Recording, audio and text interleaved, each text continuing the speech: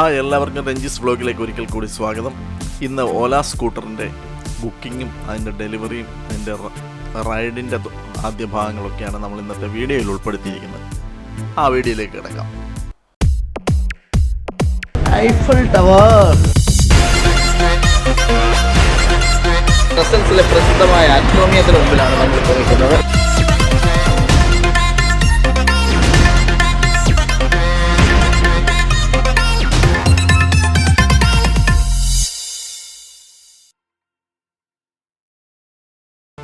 ഓല app വഴിയാണ് ഇത് സാധിക്കുന്നത്. നമ്മുടെ മൊബൈൽ നമ്പർ കൊടുത്തിട്ട് ഓല ആപ്പിൽ മൊബൈൽ നമ്പർ കൊടുക്കുമ്പോൾ നമുക്കൊരു OTP ലഭിക്കും. ആ OTP കൊടുത്തു കഴിയുമ്പോഴത്തേക്കും നമുക്ക് ആപ്പിലേക്ക് പ്രവേശിക്കാൻ പറ്റും.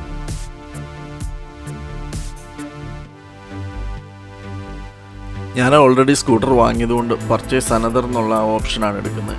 അവിടെ എടുക്കുമ്പോൾ തന്നെ നമുക്ക് ഈ ഒരു പേജിലേക്ക് പോകും. ഇഷ്ടമുള്ള കളറുകൾ നമുക്കിവിടെ സെലക്ട് ചെയ്യാവുന്നതാണ്.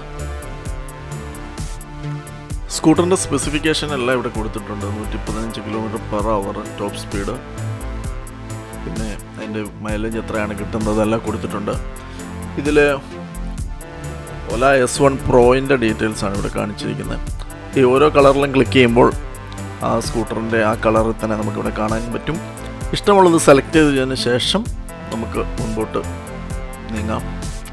ഇഷ്ടമുള്ള ഒരു കളർ സെലക്ട് ചെയ്തതിന് ശേഷം താഴെയുള്ള റിസർവ് ഫോർ ₹499 എന്നുള്ള ഓപ്ഷൻ ക്ലിക്ക് ചെയ്യുമ്പോൾ അടുത്ത പേയ്മെൻറ്റ് ഓപ്ഷനിലേക്ക് നമ്മൾ പോകും.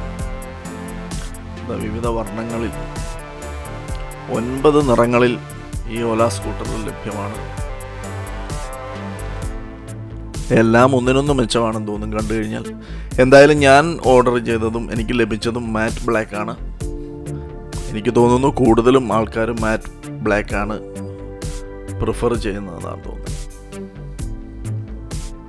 മിഡ് നൈറ്റ് ബ്ലൂ, മാറ്റ് ബ്ലാക്ക്, ഇതാണ് മാറ്റ് ബ്ലാക്ക്. ഇപ്പോൾ ഈ റിസർവ് 499 ക്ലിക്ക് ചെയ്താൽ അടുത്ത ഓപ്ഷനിലേക്ക് പോകുന്നു. നമ്മുടെ പേയ്മെൻറ്റ് ഓപ്ഷനിലേക്ക് പോകും. ഡെബിറ്റ് കാർഡോ ക്രെഡിറ്റ് കാർഡോ ഉപയോഗിച്ച് പേയ്മെൻറ്റ് ചെയ്യാം. UPI ഇത് കൊടുത്ത് പേയ്മെൻറ്റ് ചെയ്യാം. അതുപോലെ നെറ്റ് ബാങ്കിങ്ങിൽ കൂടി നമുക്ക് പേയ്മെൻറ്റ് ചെയ്യാവുന്നതാണ്. ഓർഡർ ചെയ്ത് കഴിഞ്ഞാൽ ഉടനെ തന്നെ നമ്മുടെ വിവരങ്ങൾ, ഓർഡർ ചെയ്തതിൻ്റെ ഡീറ്റെയിൽസ് എല്ലാം നമുക്കിവിടെ ലഭിക്കും. അതിൻ്റെ ഓർഡർ ID നമ്പർ, ബാക്കി കാര്യങ്ങളെല്ലാം ലഭിക്കും. പിന്നീടുള്ള എല്ലാ അപ്ഡേറ്റ്സും നമുക്ക് ഈ ആപ്പ് വഴിയാണ് ലഭിക്കുന്നത്. നമ്മൾ സ്കൂട്ടർ അഡ്വാൻസ് കൊടുത്തതും അതിൻ്റെ ബുക്കിങ്ങിൻ്റെ കാര്യങ്ങൾ റിസർവ് ചെയ്ത് കാണിക്കുന്നുണ്ട്.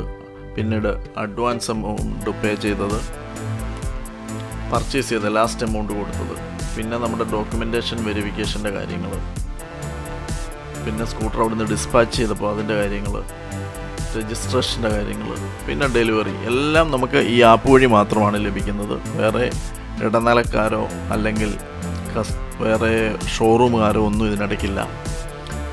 ഇതെല്ലാം കഴിഞ്ഞ് രജിസ്ട്രേഷനൊക്കെ കഴിയുമ്പോൾ, അല്ലെങ്കിൽ രജിസ്ട്രേഷനൊക്കെ ചെയ്ത് കഴിയുമ്പോൾ തന്നെ നമുക്ക് RTO ഓഫീസിൽ നിന്നുള്ള മെസ്സേജും ലഭിക്കാറുണ്ട്. അതുപോലെ തന്നെ ഈ ആപ്പിലും ആ വിവരങ്ങൾ അറിയാം. എനിക്ക് സ്കൂട്ടർ ഓൾറെഡി ലഭിച്ചു കഴിഞ്ഞു. അതുകൊണ്ടാണ് ഈ വിവരങ്ങൾ ഇവിടെ കാണിക്കുന്നത്. Scooter purchased, documentation verification done, registration done. അതൊക്കെ നിങ്ങളുടെ വീട്ടിലേക്ക് സ്കൂട്ടർ എത്തിക്കൊണ്ടിരിക്കുന്നു എന്നാണ് ഇപ്പോൾ കാണിച്ചിരിക്കുന്നത്. പക്ഷേ സ്കൂട്ടർ ഓൾറെഡി എനിക്ക് ഇന്നലെ ലഭിച്ചു. നമ്മൾ കൊടുത്ത തുകയുടെ എല്ലാ റെസിപ്റ്റ് നമുക്ക് ഈ ആപ്പിൽ നിന്ന് തന്നെ ലഭിക്കും. ഇത് റിസർവേഷൻ തുക കൊടുത്തതിൻ്റെത് 499, അതിൻ്റെ റെസിപ്റ്റ്.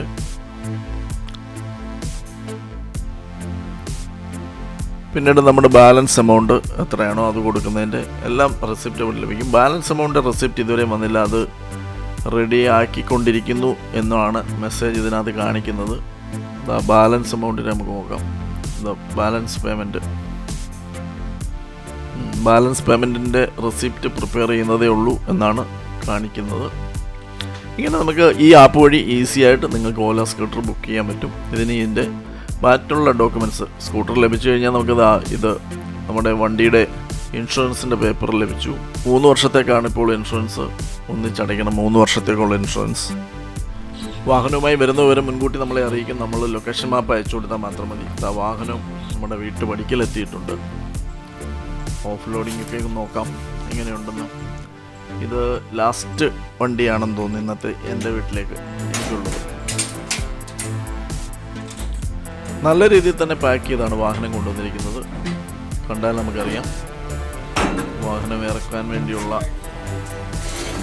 തയ്യാറെടുപ്പിലാണവർ. ചില വീഡിയോ ഒക്കെ കണ്ടപ്പോൾ പലർക്കും ചില ഡാമേജ് വാഹനങ്ങളൊക്കെ ലഭിച്ചു എന്ന് കണ്ടിട്ടുണ്ട്. അതുകൊണ്ട് ഇത് വിശദമായിട്ടും നമുക്ക് ചെക്ക് ചെയ്യേണ്ടതും ആവശ്യമാണ്. പിടിക്കണം.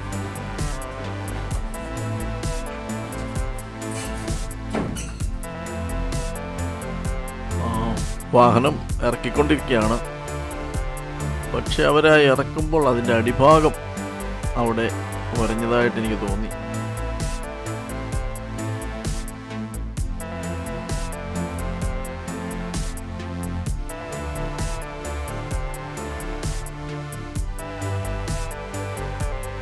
ഓക്കെ, വാഹനം വിശദമായിട്ടൊന്ന് പരിശോധിക്കാം.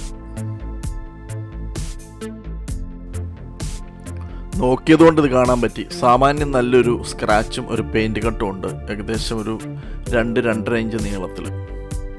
എന്തായാലും വിവരം അവരെ അറിയിച്ചു. അവരപ്പോൾ തന്നെ ബന്ധപ്പെട്ട ആൾക്കാരെ വിളിച്ചു പറഞ്ഞിട്ടുണ്ട്, ഫോട്ടോ എടുത്ത് അയക്കാൻ പറഞ്ഞു. ഏതായാലും ലൈവായിട്ട് ഇതിൻ്റെ ഓഫ് ലോഡിങ്ങിൻ്റെ ഫോട്ടോയും വീഡിയോ ഒക്കെ എടുത്തത് കാരണം നമുക്കതൊരു തെളിവുമായി. അല്ലെങ്കിൽ പിന്നീട് നമ്മുടെ ഭാഗത്തു നിന്ന് പറ്റിയ തെറ്റാണെന്ന് പറഞ്ഞെങ്കിലോ.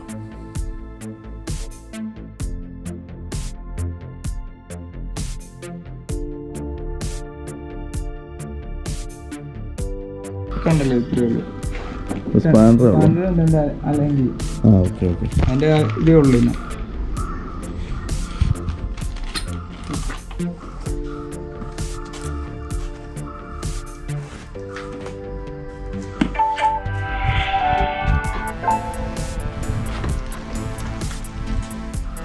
ഈ ചാർജറിന്റെ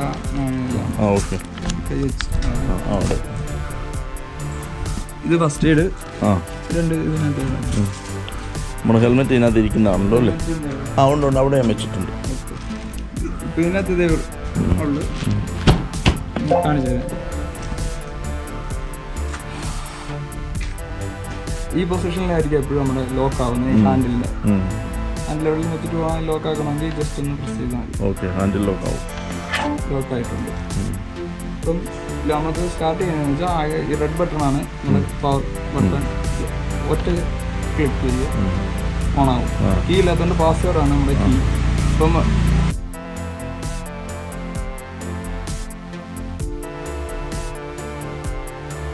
ഇത് പാർക്കിംഗ് മോഡാണ്. സ്റ്റാൻഡ് തട്ടി വെച്ചേക്കുന്നുണ്ട് പാർക്കിംഗ് മോഡാണ്.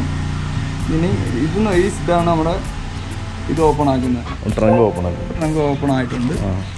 ഓക്കെ, അന്നേരം ഇവിടെ സിമ്പിൾ ഓപ്പൺ പൊങ്ങി ചെയ്ത് കാണിക്കുന്നത്.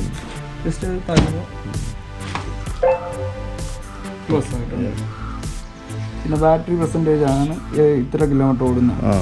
ഇത് മ്യൂസിക്കിൻ്റെ കാര്യം അത് വന്നിട്ടില്ല. Kilometre total kilometre 1 kilometre.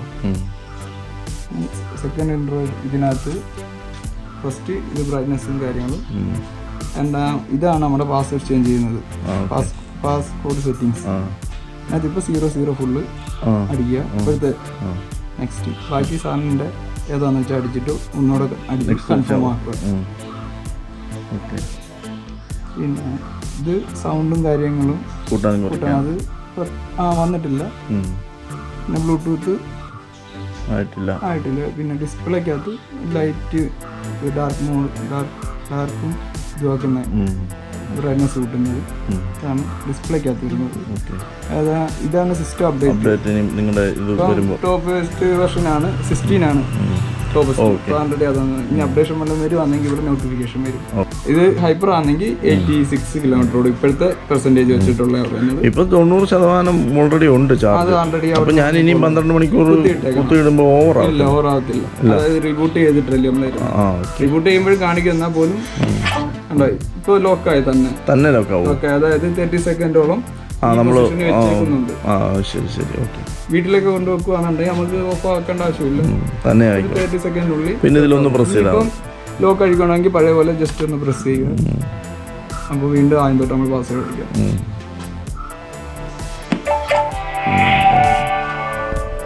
അതുപോലെ ഇനി സ്റ്റാർട്ട് ആകുന്ന കണ്ടിട്ട് പിന്നെ ഞാൻ ചെയ്തോളാം. സ്റ്റാൻഡ് തട്ടിയാൽ മാത്രമേ സ്റ്റാൻഡ് തട്ടിയാൽ ആ സിമ്പിൾ മാറും. ജസ്റ്റ് ഈ ബ്രേക്കിനകത്തുനിന്ന് ഫ്രണ്ട് ബ്രേക്ക് അതാ ഫ്രണ്ട് ബ്രേക്ക് ഒന്ന് പിടിച്ചിട്ട് ഓണാണ് സ്റ്റാർട്ട് ആയിട്ടുണ്ട്. ഇവിടുന്ന് ഇതാണ് മോഡ് മാറുന്ന സ്വിച്ച്. ഓക്കെ ഹൈപ്പറും ഇപ്പം നോർമലി ഹൈപ്പർ സ്പോട്ട് ആയിട്ടുണ്ട്. ഹൈപ്പർ ഈ സൈഡിലുള്ള കാര്യങ്ങളെന്ന് വെച്ചാൽ ഇത് രണ്ടേ ഉള്ളൂ ഇപ്പോഴത്തെ. ബാക്കി ഇതൊക്കെ സൗണ്ടും കൂട്ടുന്ന കുറയ്ക്കുന്ന അതൊക്കെ ബ്ലൂടൂത്തും സ്റ്റാറ്റസ് പിന്നെ മോഡുവേ ഉള്ളു ഇവിടെ. അത് രണ്ടേ ഉള്ളൂ ഇപ്പം. ഇതൊക്കെ സൗണ്ട് മ്യൂസിക് വരുമ്പോഴുള്ള കാര്യമാണ്. റൈറ്റ് സൈഡിലാണെങ്കിൽ നമുക്ക് ലൈറ്റ് മൂന്ന് ലൈറ്റാണ് വരുന്നത്.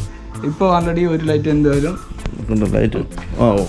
ഒരെണ്ണം എന്തായാലും ഓൺ ആയിരിക്കും സ്റ്റാർട്ടിങ്. ഈ സ്വിച്ച് ഒന്നുകൂടെ വെക്കുമ്പോൾ രണ്ടാമത്തെയും മനസ്സിലായോ? ഒന്ന് ജസ്റ്റ് ഒന്ന് പ്രസ് ചെയ്ത് ഹോൾഡ് ചെയ്യുമ്പോൾ ചുറ്റുമുള്ള റൗണ്ട്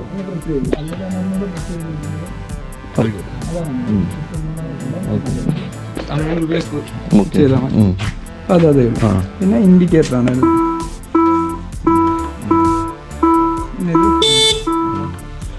മറ്റേ റിവേഴ്സ് ഗിയർ, ഇത് റിവേഴ്സ് എപ്പോഴും നമ്മൾ സീറോയിൽ നിൽക്കുമ്പോഴേ വർക്ക് ആവത്തുള്ളൂ.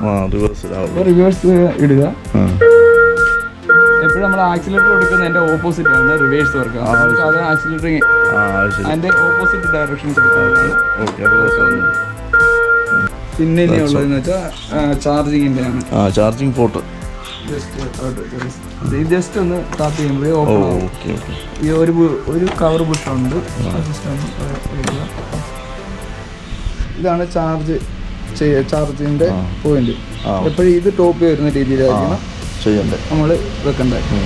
ടോപ്പ് നമ്മൾ ചാർജ് ചെയ്യാൻ നേരം സാധാരണ രീതിയിലാണ് പ്രസ് ചെയ്താണ്. ഓക്കെ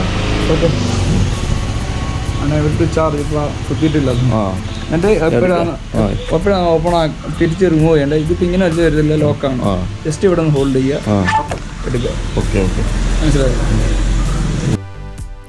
അങ്ങനെ നമ്മുടെ വാഹനം ആദ്യമായിട്ടൊന്ന് ഓടിച്ചു നോക്കാൻ പോവുകയാണ്. മുറ്റത്തുനിന്ന് റോഡിലേക്ക് കയറാൻ നല്ലൊരു കയറ്റം പോലെയാണ്. കുറച്ചേ ഉള്ളെങ്കിലും നല്ല കയറ്റം. അവിടെ നിർത്തിയിട്ട് നോർമൽ മോഡിൽ കയറുമെന്ന് എനിക്കറിയില്ല. ഇല്ല, നോർമൽ മോഡിൽ ഒന്ന് കയറാൻ ഇത്തിരി പാടാണ്. അവിടെ വന്നപ്പോൾ ഒന്ന് പമ്മി. നോർമൽ മാറ്റി സ്പോർട്സ് മോഡ് ഇട്ട് ഞാൻ സ്പോർട്സ് മോഡിൽ ഈസി ആയിട്ട് കയറുന്നുണ്ട്. കുഴപ്പമില്ല. അങ്ങനെ ഓല സ്കൂട്ടറിൻ്റെ ആദ്യത്തെ റൈഡ് വിജയകരമായി പൂർത്തിയാക്കി. ഇനി ഇതിൻ്റെ അടുത്ത ഭാഗങ്ങളുള്ള വീഡിയോയുമായി ഉടനെ തന്നെ വരാം. കയറ്റമൊക്കെ കയറുന്നത് എങ്ങനെയുണ്ടെന്നൊക്കെ നോക്കാനായിട്ട് അടുത്ത വീഡിയോ ഉടനെ തന്നെ വരുന്നതാണ്. ഇത്ര നേരം വായിച്ചത് നിങ്ങൾക്ക് എല്ലാവർക്കും നന്ദി, നമസ്കാരം.